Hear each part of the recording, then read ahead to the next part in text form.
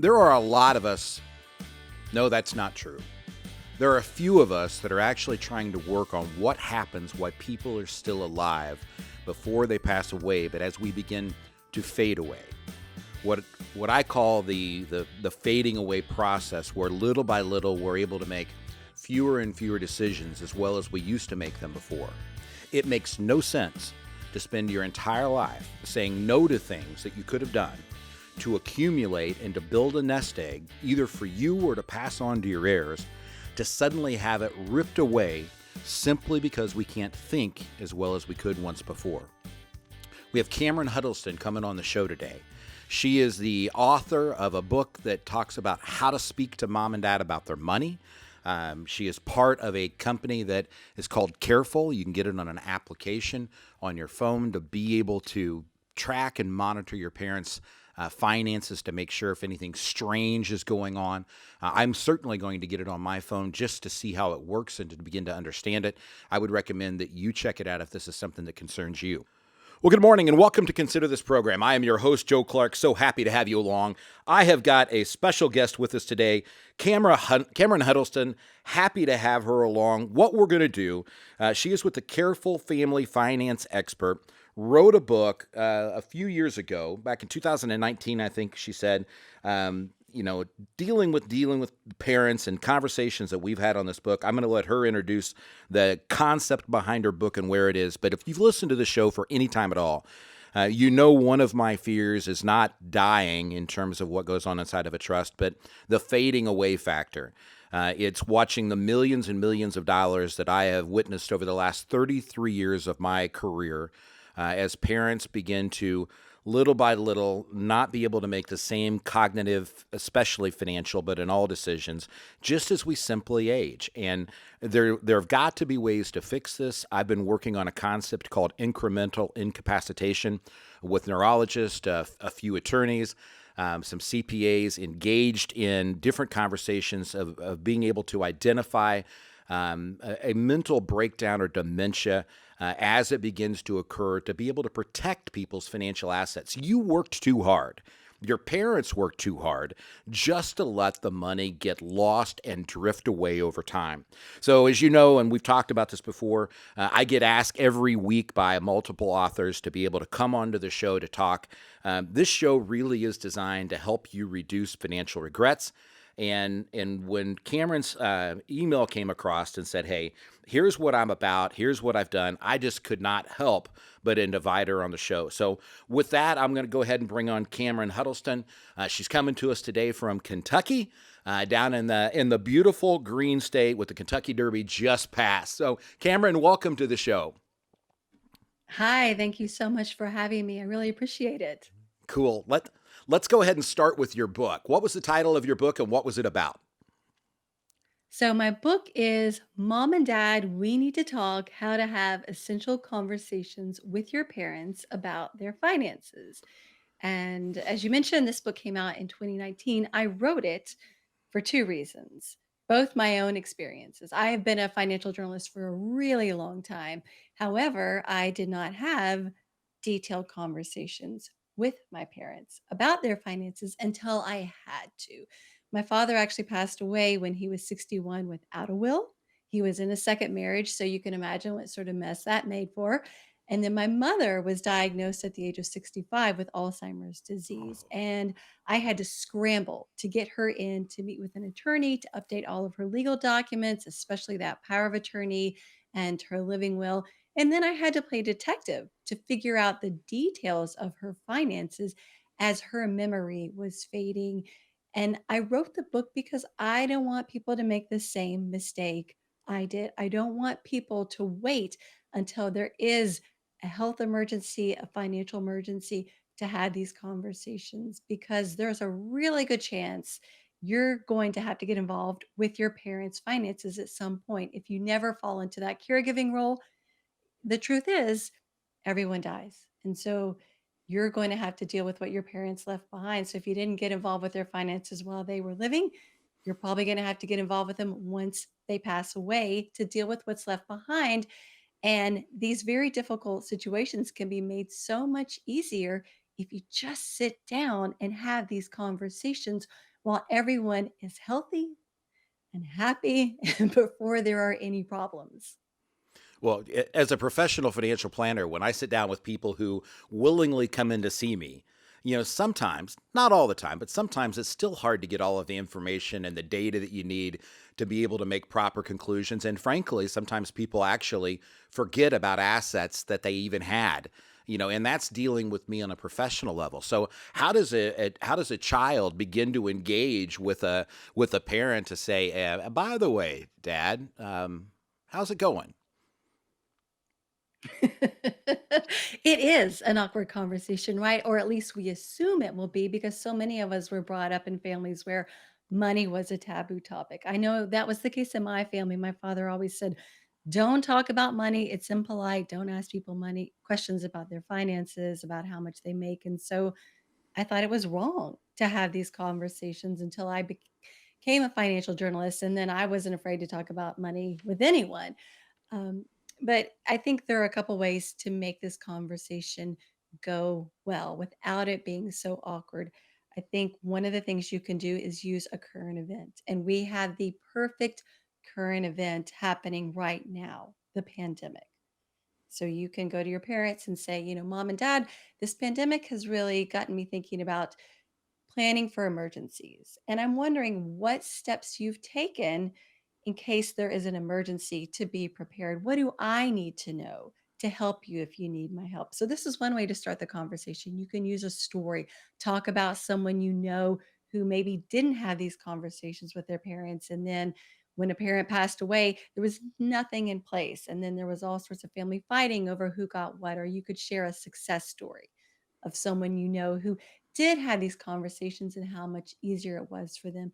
You could ask your parents for advice because we all know parents love to give advice to their kids, and this helps avoid that role reversal. So, do you go to your parents and you say, Mom and Dad, I'm wondering now that I'm married, do I need a will?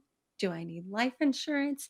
Their answers are going to give you clues about what sort of planning they have done. And then you just keep the questions coming to get more and more information. It's so important to remember, though, that you need to approach these conversations out of love and respect. You don't want to ever appear that you're trying to be greedy, that you're trying to criticize your parents for the way they might have handled their money. And you want to let them know that you are looking out for their best interests, that you need to get some information so that if they ever need your help, you will be able to help them because you have the information that you need and because all of you have created a plan for these emergencies that will most likely crop up. One of the things you may have noticed is her voice actually changed when she started to talk about it. So when you have these conversations, you really want to talk, without any forceful voice. You want to remove emotion from it. But I can't agree with you more on the asking for advice question. That is the best way to get somebody to actually talk. And do not hesitate to rehearse the questions that you want to ask to be able to take them down that path. It is important.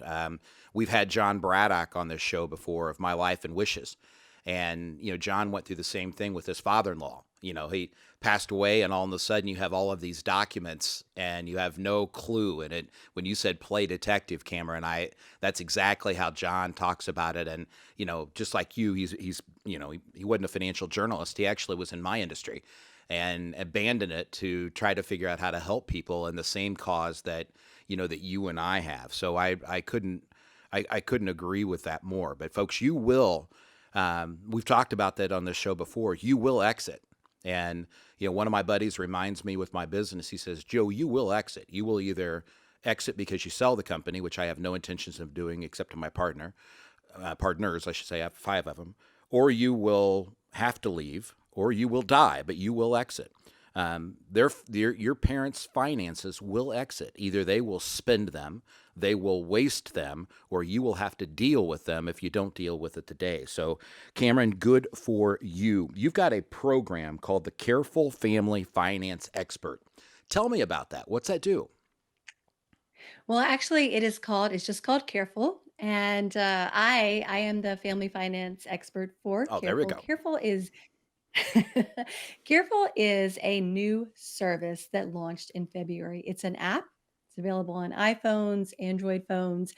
What it does, and this is the first service of its kind, it allows people to organize and protect an aging loved one's finances. So let me just kind of walk you through the process.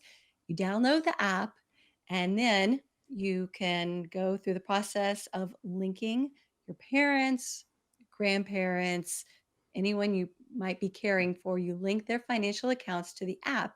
Then it will monitor those accounts 24/7 for possible late or missed payments, duplicate payments, unusual spending patterns, potential signs of fraud. It's going to alert you by text or email if something unusual is happening in those accounts. And it also allows you to create this circle of other family members or financial professionals like you who are involved in your parents' care so that you can all communicate within the app about anything that crops up and you can resolve it in the app just to keep everything in one place. And then there's also this learning component to the app, tips and guides to walk you through that financial caregiving process. And I am the one who has created those tips and guides that are available in the app and also on our website at getcareful.com. That is awesome. So this is a genius idea. I can just hear my security people worrying about the opportunity for somebody to be able to get in and steal people's data. So we'll get to that in a minute, or my engineers will go nuts and go, well, what about that? But the whole idea, what she talked about with people missing payments or unusual spending habits, when I talk about incremental incapacitation, what I've done is created a menu of things that show early signs of dementia, so that I know what's going on. And the concept, Cameron, is that we're able to dispose of roles and responsibilities little by little, as opposed to the nuclear option when a power of attorney would simply kick in and everything is taken off of the plate. Because frankly, in 33 years, I've seen people kick into that gear when you've got somebody in a hospital that's physically incapacitated. If they go to a mental center for Alzheimer's or onset dementia, I've seen it happen then. But at home, I've watched people take mom and dad's car keys. I've never seen them actually take their checkbook because it's that nuclear option. So the idea of having this, and I will have this app on my phone shortly, just so I can play with it and see what happens. But the idea of watching people make missed payments is one of the very, very, very, very first things that I see when you've got dementia that is beginning to come. And I'm not talking about missing a single payment, but it's the other stuff that is that goes on that just lasts longer. So how does this? Let's go to the security question, because I know I have a bunch of engineers that listen to the show. How do we protect the data? How is it safe? So, a couple of things people need to know. First, so if you are the child and you are monitoring the parents' accounts, all you have is view only access. You cannot get in there and move money around in your parents' accounts. And so, this, if you're trying to sell the idea of using this app to your parents, this is what you want to focus on. Mom and dad, I'm just going to be a second set of eyes here. This is to help protect your money. I will not have any access to the money in the accounts, and no one else will. This app uses bank level security, and it's not even our engineers. It's we use a third party service called Plaid that other loads and loads of other financial institutions and banks use for these sort of you know, systems, apps when there is monitoring going on of financial accounts. And so when you enter your parents' username and password for their accounts, we never see that information. The Careful team never sees it. This is all handled by app by Plaid, which is a third party, very secure. And so I don't think that anyone has anything to worry about. And these are questions that I asked when I joined the team because I am super skeptical about linking any of my financial accounts to an app. And so I would never have joined the team of a company that I didn't trust entirely. So super secure. I don't think there are any worries there when it comes to that. So, what sort of information should, and again, I give you kudos for the logic, and that's your journalist expert part coming through, right? To ask the questions about, give me advice about life insurance, because if they can answer it, they probably have it, right? Give me advice about required minimum distributions, because if they got it, they're probably on top of it. But what things about our parents should we be tracking and monitoring? So, if you're going to have these conversations with your parents, which you should, first thing you really need to find out is, do they have those essential estate planning documents? Do they have a will or trust? Something that spells out who gets what when they die, because if you die without a will, state's going to have one for you, and your assets might be divided up in a way that you don't want them to be divided. So, do they have a will or trust? Do they have a power of attorney, someone they have named to make financial and legal decisions for them? And do they have a living will or advance directive that spells out what sort of end of life medical treatment they do or do not want? And do they have a healthcare proxy, someone to make medical decisions for them if they cannot? These documents have to be drafted and signed while your parents are still mentally competent. So, if, for example, mom has a stroke and she is no longer capable of signing this document, then you'll have to go to court to petition to become her conservator or guardian to be able to make financial or healthcare decisions for her. And this can be really horrible process that can take months and months and cost thousands and thousands of dollars. And so you want to find out, do they have these documents? Then you want to find out, how do your parents pay their bills? This is part of that emergency planning component. If, again, mom ends up in the hospital, has she been writing checks every month to pay the cable bill, to pay her mortgage or her rent, or does she have things set up to be paid automatically? Now, if she's writing checks, someone's got to be able to sign those checks for her. There has to be a power of attorney. If it's paid automatically, well, that's one less thing you have to worry about, but you want to be able to still make sure that those bills are being paid. So you keep that conversation going by saying, "Well, mom, if you're paying by check, I think it would be a really good idea to set up automatic bill payments. One less thing for you have to worry about. And if there is an emergency, then you can be assured that your bills are getting paid."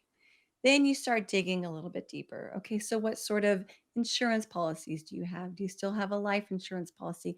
Do you have long term care insurance? What sort of retirement accounts do you have? What sort of sources of retirement income do you have? You don't have to ask for the dollars and cents amounts in those accounts, but you want to find out, do they have a plan? Do they have an income plan for retirement? And then just keep digging deeper and deeper. Like I said, where are the lockbox keys? If they do have those estate planning documents, where are they located? How can you access them?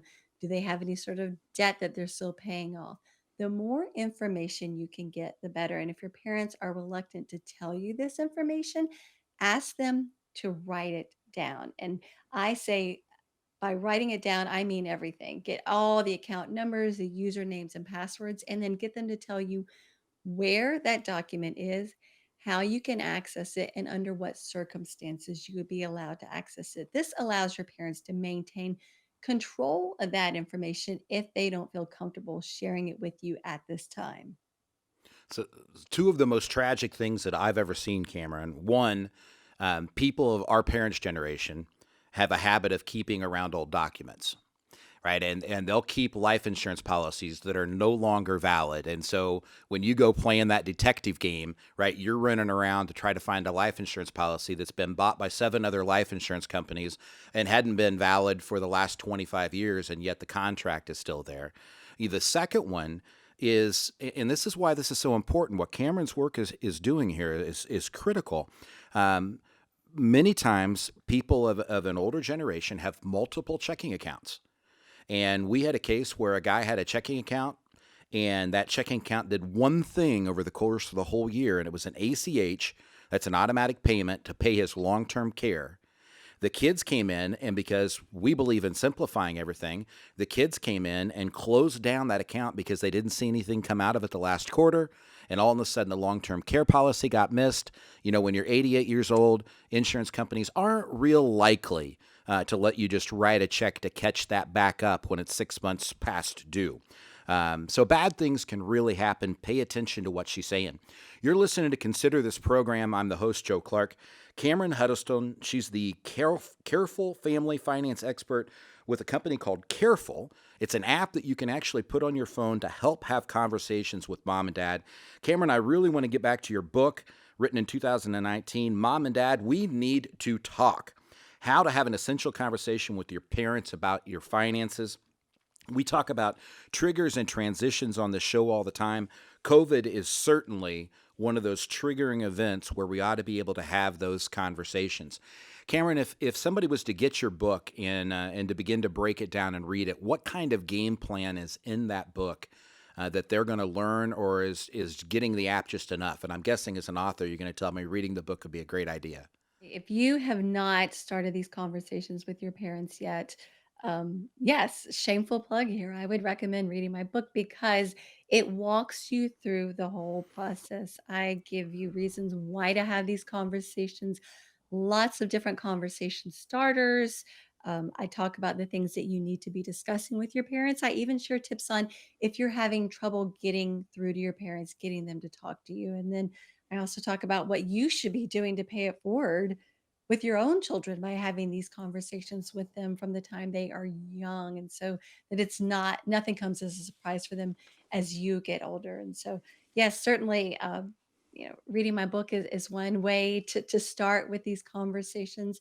And I want to point out too that it really is important to monitor your parents' finances as they aged. As you mentioned, Joe, those missed payments really are a sign that there could be cognitive decline. There's new research out from Johns Hopkins University that found that a pattern of missed payments can start showing up 6 years before there's ever a diagnosis of dementia. So your parents could be well into a big financial mess before you even realize they're experiencing any sort of cognitive decline because these financial missteps are happening before the actual visible signs of memory loss start showing up. And so if you can find a way to start monitoring your parents' finances, if they'll let you be that second set of eyes by using an app such as Careful,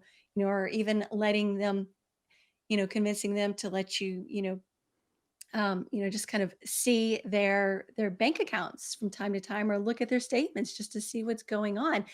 That's going to give you clues that you need if something is going wrong. Well, Cameron, as I build this board, and I very much intend to build an advisory board as I work on incremental incapacitation, I would invite you to be a part of that to be able to provide some of your insight and guidance. I think it's going to be something that changes the industry. It's not a conversation, as I talk to attorneys, that people are really willing to address. It's tough legal jargon, but it is imperative, and the work that you're doing, I think, is just very, very important. If somebody wants to ask you a question, do you want them just to go through us at the Financial Enhancement Group and I can relay it, or is there a way to contact you? Well, you can contact me if you go to CameronHuddleston.com. There's a way on my website to contact me if you want to follow me on social media. This might be a little bit confusing, but my Twitter handle is at CH Lebedinsky, Lebedinsky. And so you can send me a direct message on Twitter or go through you and you can relay those questions to me too. Happy to do that. Just go to, it sounds like considerthisprogram.com would be a little bit easier than the last name, but hey, what the heck?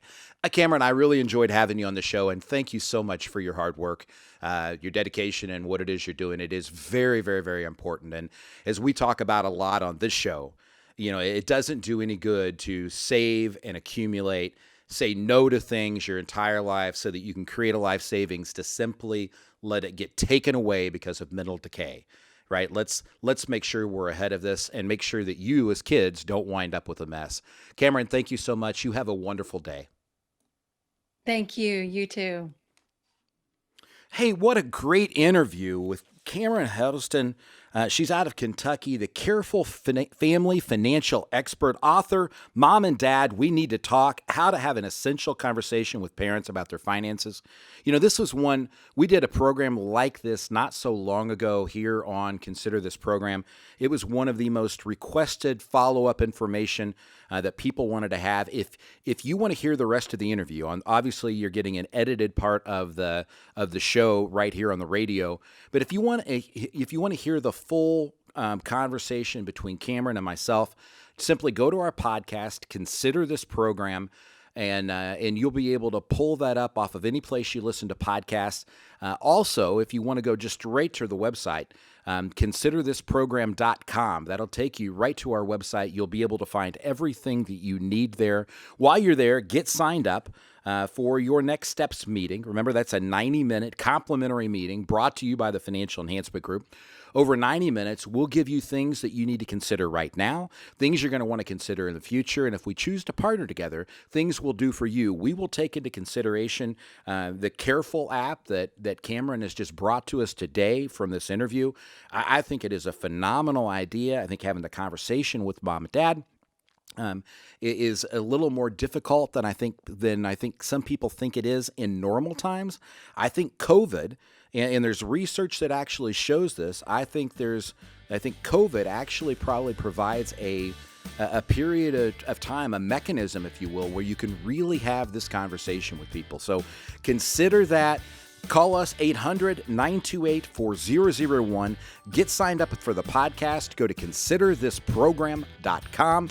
Happy to have you along. If you've got questions or comments, please do not hesitate to let us know. 800-928-4001.